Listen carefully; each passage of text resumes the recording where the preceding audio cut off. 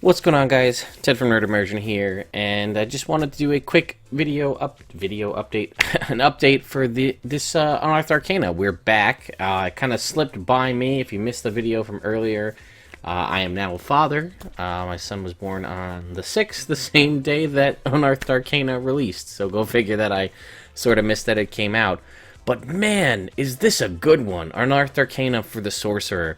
I feel like we kind of got gypped in the past couple of ones. We got 2, then we got the Ranger and the Rogue combined. And then they're like, by the way, here's 4 Sorcerer ones. And they're so good. Phoenix, by far, is probably my favorite. It's one of the ones that I was kind of hoping we would get. And one that I was actually in the process of home brewing one. And funny enough, I mean, I can say whatever I want now and nobody will believe me because I didn't put it out on the internet.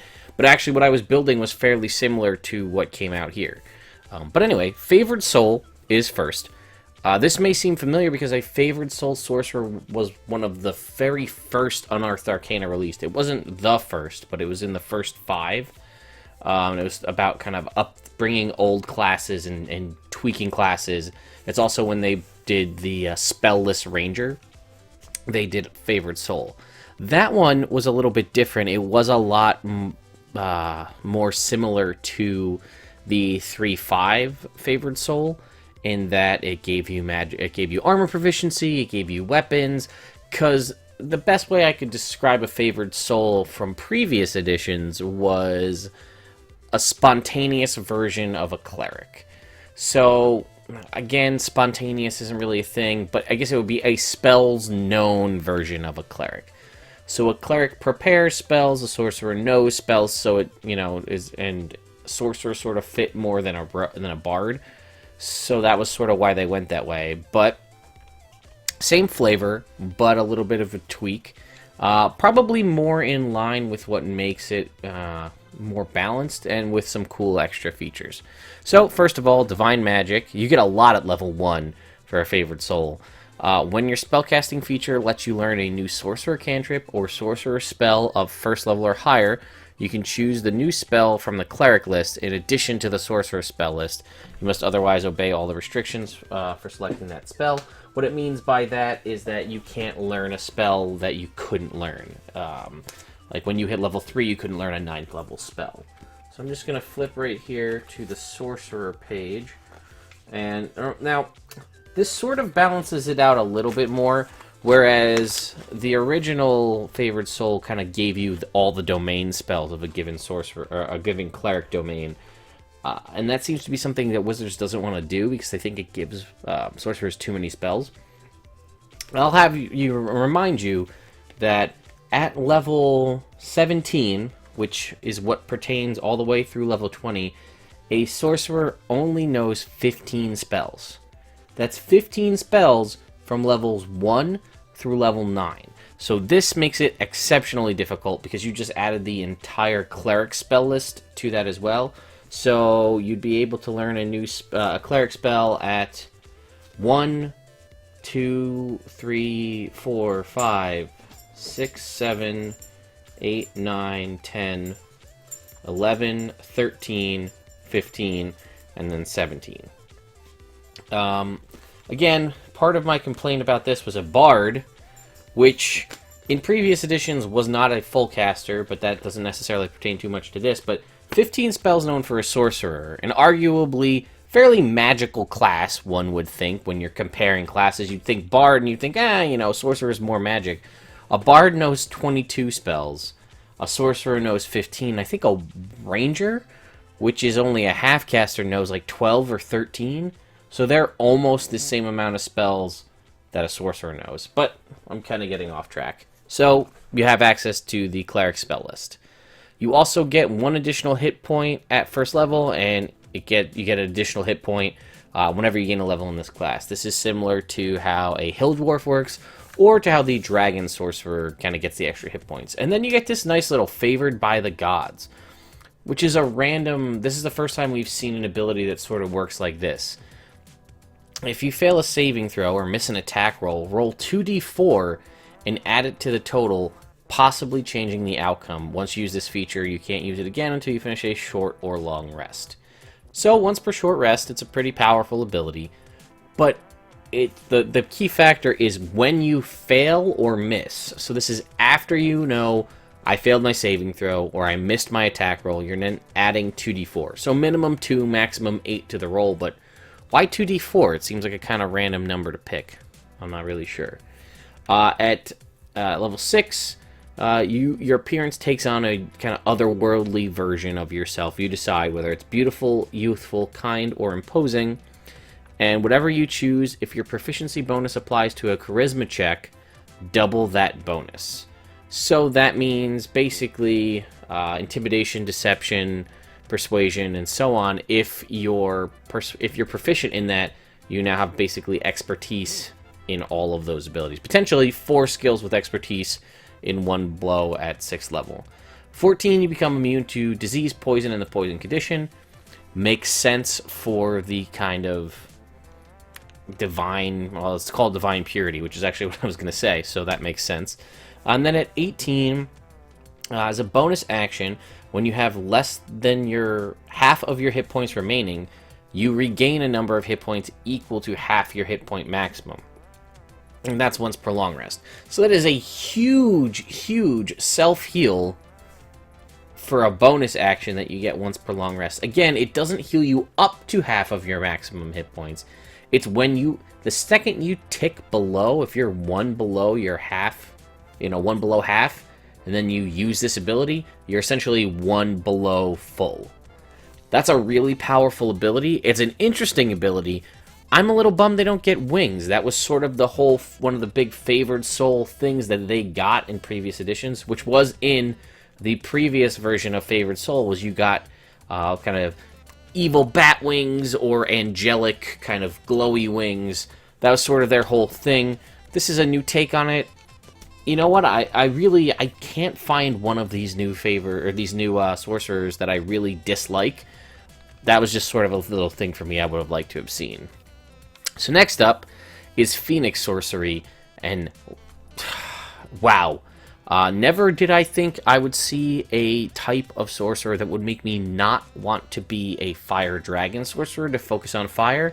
That has completely changed with this. I love when they include these little quirks to kind of add something a little bit extra to your character class. I wish they would do this and go back and do this for all of the everything in the player's handbook and then anything that's been published. I think they should do this. I think they're really cool. So what do we have here for the Phoenix? You absentmindedly ignite small fires that quickly sputter out. You cackle like a fiend when you unleash your fire spells. You like your food charred. You're brave to the point of recklessness, etc. Just cool little quirks to help you find your character. I mean, you can obviously make up quirks for your character if you want, but to have them here on a table where you could roll to kind of add a random element to your character, or sometimes people just aren't that creative, and this, like, they see this one thing, you admire fire even if it burns your friends, and then all of a sudden, hey, that sparks your idea for what you want to do when you're building your character. So, at level 1, Ignite. As an action, you can magically ignite a flammable object you touch with your hands. An object such as a torch, a piece of tinder, or the hem of drapes. Not a crazy powerful ability. Removes the need to use spells like Prestidigitation or something similar to start fires, or Conjure Bonfire Fire, or whatever. But it's thematic that you touch things and they set on fire. And then Mantle of Flame is a really useful ability that gets even better. There's a couple things we got to talk about. I'm getting ahead of myself. So anyway, as a bonus action, you magically wreathe yourself in swirling fire as your eyes glow like hot coals. For 1 minute, you gain the following benefits. You shed bright light in 30 feet and dim light out to an additional 30 feet. Any creature takes fire damage equal to your charisma modifier if it hits you with a melee attack from within 5 feet, or if it touches you. So grappling or hitting, it takes a maximum, typically, of 5 fire damage. Also, the big one, when you roll fire damage on your turn, your roll gains a bonus equal to your charisma modifier. Again, an additional potentially +5 when you roll your fire damage. This one works a little bit different because people have argued with the Dragon Sorcerer, it adds once. So if you're using, say, Scorching Ray, and that's 3 rays, you're only supposed to add it to 1 because the way it's worded, this says whenever you roll fire damage. So if you roll fire damage on the first ray, that adds it. Second ray adds it again. Once per long rest. At 6th level, you get your Phoenix Spark. If you're reduced to 0 hit points, you can use your reaction, which means you have to have not used it already, to draw on the Spark of the Phoenix. You instead reduce yourself to 1 hit point, and each creature within 10 feet of you, friendlies are involved in this as well, take fire damage equal to half your sorcerer level plus your charisma modifier. So right there, that's a maximum of 8 damage at level 6 to a maximum of 15 damage at level 20. However, if your Mantle of Flame was up, which does not, it says for 1 minute, and yeah, it doesn't, which factors into this, but just as a point of fact, the Mantle of Flame does not go down when you go unconscious. It does not say that that happens. It says it lasts for a minute. So, which is why this makes sense. If you use this feature while under the effects of your Mantle of Flame, this feature instead deals fire damage equal to your sorcerer level and double your charisma modifier, and your Mantle of Flame immediately ends. Normally, it's half your sorcerer level and your charisma modifier.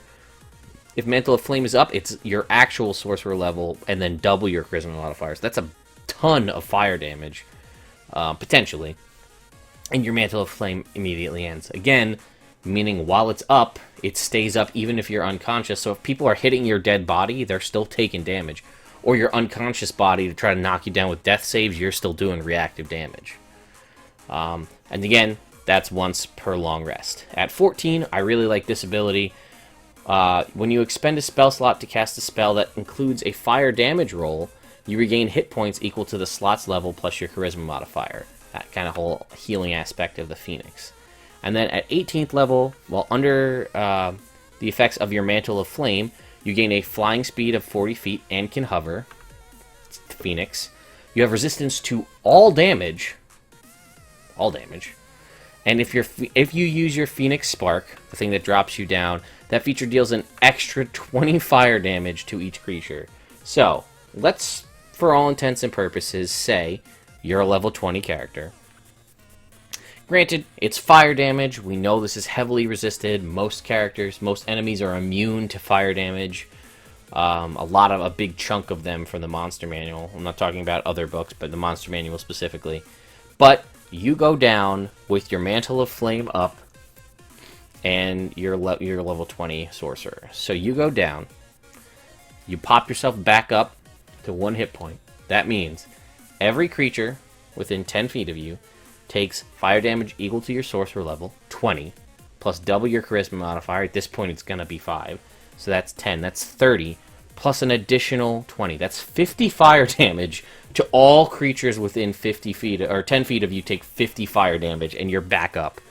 Talk about a good way to just like, oh crap, you're down, and then you have a pretty good shot of just knocking people out as you pop back up. I like it. I think it's pretty cool. Next up is Sea Sorcery. I thought this was interesting because it sort of kind of went along the lines of the Storm Sorcerer that was in the Sword Coast Adventure Guide, but with a little bit more of a focus on water, and I think I like this one actually better. I think the fly ability and the immunity to lightning damage and things like that from the Storm Sorcerer are great, but I think I like this one better. Thematic, at level 1, you gain the ability to breathe underwater, and you have a swim speed equal to your walk speed. Fair enough. Also, Curse of the Sea. This is a really unique ability in the functionality of it, so we're going to walk through this. It's kind of a little wonky. So at first level, you learn the secret to infuse your spells with a watery curse. When you hit a creature with a cantrip's attack, or when a creature fails a saving throw against your cantrip, you can curse the target until the end of your next turn, or until you curse a different creature with this feature. Once per turn, when you cast a spell, you can trigger the curse if that spell deals cold or lightning damage to the cursed target or forces it to move. Deals cold or lightning damage or forces it to move. So these are completely separate abilities. Now, when you hit a creature with a cantrip's attack, or when a creature fails a saving throw against your cantrip, you can curse them. So now they're cursed. Once per turn when you cast... Now this is a little bit tricky, but once per turn when you cast a spell, you can trigger the curse if it deals cold or lightning damage, or if it forces them to move. Doing so subjects the target to an appropriate additional effect below, and then the curse ends if the spell isn't a cantrip. So, you hit them with the cantrip, it activates the curse. Then, you can use the curse if it's a higher than a cantrip, or if it's not, or if it is a cantrip, the curse remains. So you can get a lot of longevity out of your cantrips now, but it also works with, like, let's say you hit them and then you blast them with a cone of cold or something like that. It works, the curse activates, but then the curse on them is dropped. However, you can use this curse as many times as you want, you just can only curse one target per turn. And that's when you hit a creature, it is not a bonus action or an action or anything like that. So, cold damage. If the target takes cold damage from your spell, the target's speed is reduced by 15 feet until the end of your next turn. If the spell already reduces the target's speed, use whichever reduction is greater. So again, a Ray of Frost, which is a cantrip, reduces their speed by 10. It would now reduce it by 15 rather than 10. But again, think about a cone of cold, a 60-foot cone of cold energy that you blast a whole bunch of enemies and you just drop their movement speed by 15. You could essentially shut down an entire group of enemies and then get the hell out of there if you needed to. Lightning damage. If the affected target takes lightning damage from your spell, the target takes additional lightning damage equal to your charisma modifier. Great! This is something really useful because you still have all of these other abilities, but a little bit better than, say, a lightning dragon sorcerer, where you are very limited in your options for lightning damage. This gives you cold and lightning versatility. So this could be something like a Shocking Grasp. They take additional damage and you can move away because they have no reactions. A Lightning Bolt or a Chain Lightning gets a little bit of extra damage. A Lightning Lure spell that, you know, the weird cantrip from the Sword Coast Adventure Guide that pulls people towards you. They take a little bit of extra damage. Or Forced Movement. If the target is forced by your spell, increase the distance it is moved by 15 feet. Speaking of that Lightning Lure spell, that would pull them... Actually, it only works out to 10 feet, so that doesn't... But think about something like a Thunder Wave, which pushes them 10 feet away, and now pushes them 25 feet away, and knocks them prone, so that's going to take up a lot of their movement. Things like that. So there's some really good longevity to that as well, because again, the Forced Movement one doesn't have to be cold or lightning damage, it just has to do forced movement. At 6th level, you get Watery Defense. You gain resistance to fire damage, a great ability to have. You also gain the ability to defend yourself by momentarily assuming a watery form. And this one we're going to talk about because there's something interesting here. As a reaction, when you are hit by an attack that does bludgeoning, piercing, or slashing damage from it, you can reduce the damage by an amount equal to your sorcerer level plus your charisma score. Score. That's the big number, not the little number. So again, if you have a 20 charisma, you're reducing it by your sorcerer level plus 20. And then you can move up to 30 feet without provoking attacks of opportunity. Once you use this special reaction, you can't use it again until you finish a short or long rest. That is huge, because this is one of the only times that you're going to get to do something that uses your actual ability score, not your ability modifier. And this was confirmed by questions to the folks who wrote this, that it says score and it means score. And then at 14th, you get Shifting Form.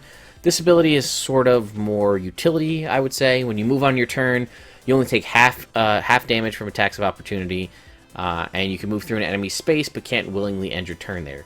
It does not say that the moving through an enemy's space is difficult terrain, so I'm going to assume you can just do that. And then once on your turn, you can move through any space that's at least 3 inches in diameter and do so without squeezing.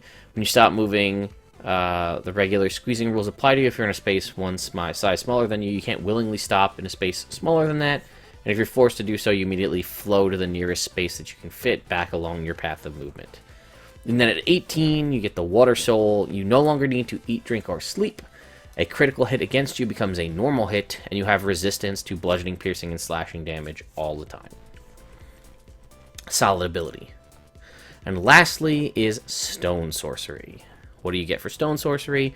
Proficiency with shields, simple weapons, and martial weapons. A useful ability. Sorcerers don't get any armor, So shields that's a flat +2 to your AC right there, and some utility through your weapons. And then you get an affinity for some non-sorcerer spells that deal with weapons. When you and this is again sort of similar to how a warlock works. When your spellcasting feature lets you learn a sorcerer spell of first level or higher, you can choose to learn one of these instead. Has to obey the rules, yada yada yada.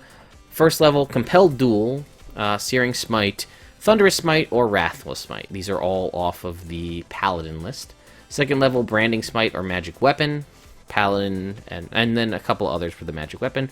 Third level, Blinding Smite and Elemental Weapon, and fourth level, Staggering Smite. And then the big ability at first level, your connection to stone gives you extra fortitude. You get an extra 1 hit point maximum, and you get one at each level. And as an action, you can gain a base AC of 13 plus your Constitution modifier if you aren't wearing armor and your skin assumes a stony appearance.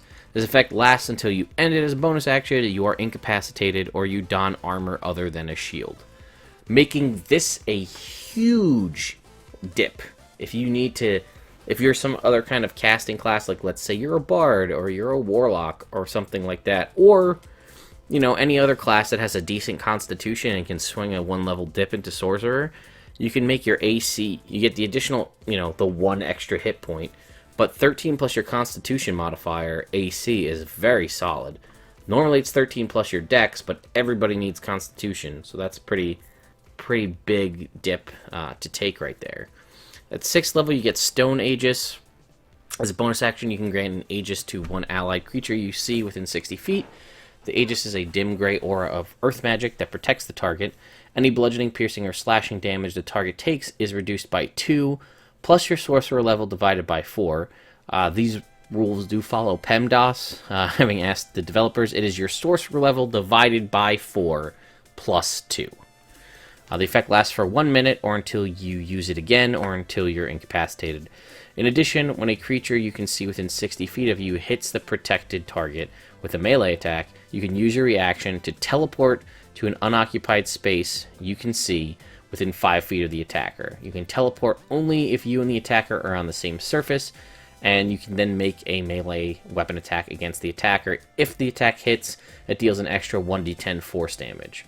This extra damage increases to 2d10 at 11th level and 3d10 at 17th level.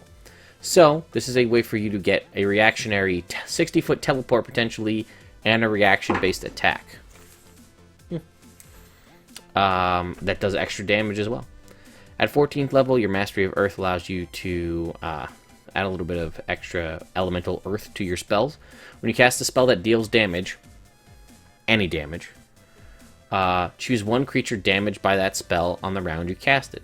That creature takes extra force damage equal to half your sorcerer level.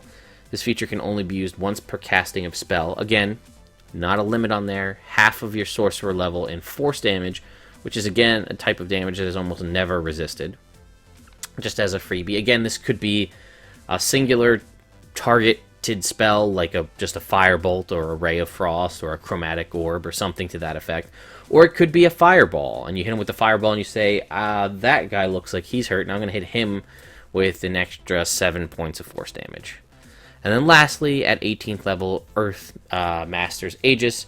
When you use your Stone's Aegis to protect an ally, you can choose up to 3 creatures to gain its benefit. So that is up to 3 creatures that get to take reduce any bludgeoning, piercing, or slashing damage they take by your sorcerer level. At this point, 18, that'd be 9. 18 divided by 4 plus 2, which would last for a minute. So you can choose 3 creatures as opposed to 1. Like I said, guys, these are all really solid options. I'm a big fan of these 4. I'm very excited to see what we're going to get for Warlock. Hopefully next week if there's no delay, and then Wizard on the following week. These, I feel like as the Unearthed Arcana have gone along, they've gotten better and better over time, and I feel like this is the pinnacle. I mean, some of these seem a little on the OP side, but to be completely honest, I haven't really had a desire to play a Sorcerer at all, because out of the options we've seen, it's sort of been like, okay, Wild Magic if you want to piss off the party and everybody you're playing with. you know, because you could kill a first level party with whatever the role is to get a fireball centered on yourself. Dragon Sorcerer, which is great, but 9 times out of 10 you're going to choose fire because adding your charisma modifier to any fire damage spells is great. But when you look at the other ones, there's not enough spells of lightning type, of thunder type, of acid or poison to really make good use of that, which is one of the cruxes of your ability, is that you do get the boosted AC and the extra health, but you can get the same functionality, basically, from the Stone Sorcery. And the Storm Sorcerer is cool, and the utility flight ability that it gets is good, but I like Sea Sorcery in place of it. So, and then we saw the Shadow Sorcerer in one of the previous Unearthed Arcanas, which I did like, but its level 1 ability left a lot to be desired compared to all of these Sorcerers' level 1 abilities. Way better, in my mind. So, anyway guys, sorry this one was a little bit long, but there was a lot to talk to, and I was obviously pretty animated about it. I also got a really good night's sleep for the first time in the past couple days, and I was able to take a shower, so I'm feeling great. So I wanted to pour a lot of effort into this video for you guys. Let me know what you guys think about these Sorcerers. I'm curious. Are you guys going to play these? Did this change your mind on the Sorcerer as a class as it did for me? Are you working out cool multi-class options? Because a lot of these would work really well spun with a Bard, with a Paladin specifically. Get yourself some range utility as a Paladin. I saw Andrew over at DawnForgedCast do a crazy build of a Sorcerer, Undying Light Warlock Paladin that could take 4 times to kill the guy. It's pretty crazy. It's definitely worth checking out that video. I'll throw a link in the description. But yeah, let me know what you guys think. And if things go according to plan and we do get Warlock next week, what do you think we're going to see when it comes to Warlock? We've got a lot of the bases covered with the Undying, the Fiend, the Fae, and kind of the otherworldly stuff that we have seen. I'm not really sure what kind of Warlock patrons they're going to do that we haven't kind of already seen. I think a Dragon, I'm still going to stick with Dragon Patron as my go-to thing that I think we're going to see. So, but we'll see if I'm right or wrong next week. But anyway, guys, I hope you have a great rest of your week, and I will see you next time.